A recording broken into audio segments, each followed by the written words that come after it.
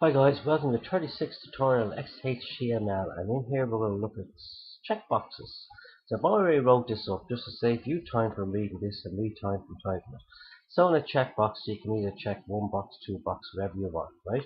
So here I've put in, we're going to use this one on cars, okay? So I say the Ford. So the input type is checkbox, the name of it is car, and the value again is Ford. In Nissan, again, checkbox name is still car, the value is Nissan, and for a Merc, Mercedes, I guess you'll all will pick this one anyway. Input type is checkbox, name is car, value is the Merc. What I also decided to do here, instead of just writing that, was to put in a submit button, right? So all I put is input type is submit, value is submit. Now if I run that in Firefox, this is what you will get. Please select the card model you want to order. Ford, Nissan, or Merc, and you have to submit.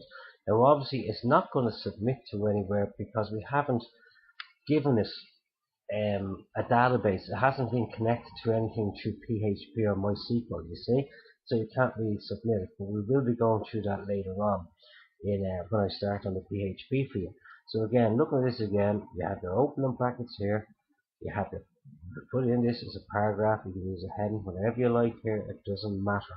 So you have a type. Checkbox.